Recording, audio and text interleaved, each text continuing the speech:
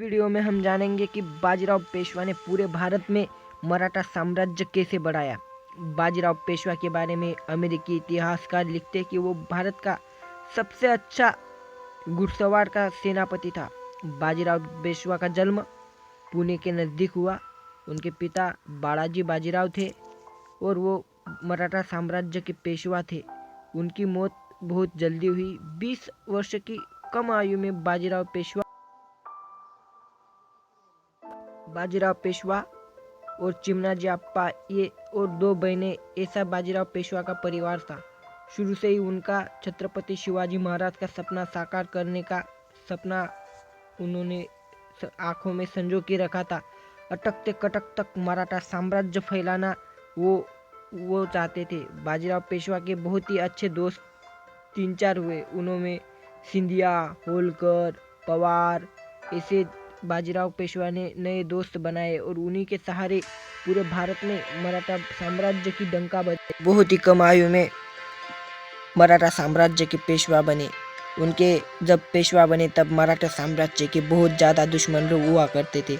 तब सबसे प्रमुख दुश्मन निजाम ऑफ हैदराबाद था और उसने छत्रपति शाहू को गद्दी से हटाने का प्लान बनाया और मराठा साम्राज्य के ऊपर धावा बोल दिया। मगर बाजीराव पेशवा ने बहुत ही चालाकी और सूझबूझ से निजाम को उसी के खेल में मात दे दी और पालखेड़ के मैदान में निजाम को ऐसा हराया कि निजाम के छक्के छूट गए और निजाम ने बाजीराव से संधि कर दी। उसी के बाद छत्रसाल के ऊपर मोहम्मद बंगश ने 1 लाख की फौज लेके हमला किया और छत्रसाल ने बाजीराव पेशवा को मदद के लिए पुकारा और छत्रसाल की मदद की याचना देके बाजीराव भी दौड़ पड़े और बाजीराव ने मोहम्मद बंगश को ऐसा हराया कि फिर मोहम्मद बंगश ही हक्का बक्का रह गया और बाजीराव ने के साथ छत्रसाल ने अपनी बेटी मस्तानी बाई का विवाह कर दिया। मस्तानी के विवाह से बाजीराव को शमशेर बहादुर नाम का बेटा हुआ। मस्तानी और बाजीराव का वो बेटा था, उसने भी अपने पिता के भांति पानीपत के मैदान में ऐसा पराक्रम किया कि लोग देखते ही रह गए। दो वो लड़ता था तब देख अफगान योद्धा बोलते थे कि वो देखो बाजीराव का बेटा। बाजीराव अक्सर कहते थे कि पेड़ के जड़ पे हमला करना चाहिए, दिल्ली पे हमला किया जाए तो मुगल साम्राज्य उखड़ सकता है और ऐसा ही उन्होंने किया। 1747 में बाजीराव ने दिल्ली पे हमला कर दिया। तो उस ज़माने में दिल्ली पे हमला करने की हिम्मत किसी में नहीं थी, मुगल साम्राज्य का इतना भय था। मगर बाजीराव ने हिम्मत करके दिल्ली पे ही हमला बोल दिया। मोहम्मद शाह रंगीला बाजीराव को देखते ही दिल्ली छोड़ के भागने का प्लान किया और उसने 15,000 की फौज बाजीराव पे भेजी।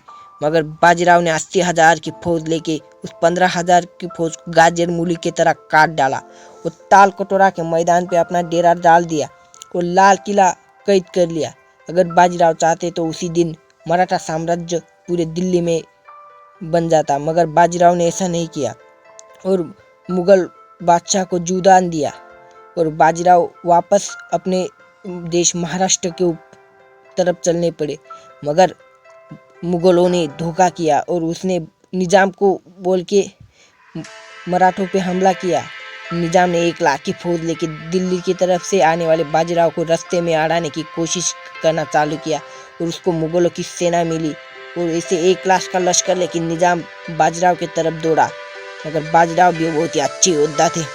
बाजीराव ने भी निजाम को भोपाल के नज़दीक घेर लिया और फिर निजाम और बाजीराव में ऐसा युद्ध हुआ कि लोग देखते ही रह गए। बाजीराव ने बहुत ही सूझबूझ से निजाम का दाना पानी काट डाला, पानी में जहर मिला दिया और उनको खाना नसीब न होने दिया। निजाम इससे हैरान हो गया और निजाम के तोपों के चंगुल में बाजीराव की फौजें नहीं आई। गनीमी कावा से बाजीराव ने निजाम को हरा दिया। निजाम ने बाजीराव से जुदान मांगा और बाजीराव ने फिर मालवा प्रांत की सूबेदारी और 50 लाख का युद्ध का खजाना लेके निजाम को छोड़ दिया। बाजीराव पेशवा बहुत ही महान राजा थे, यानी पेशवा थे।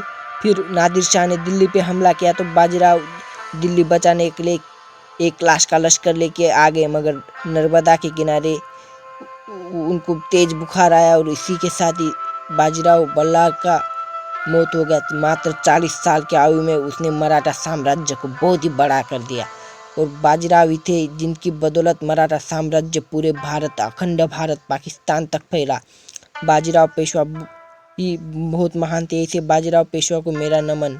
और ऐसे ही वीडियो को देखने के लिए मेरे चैनल को सब्सक्राइब कीजिए। जय हिंद, जय भारत।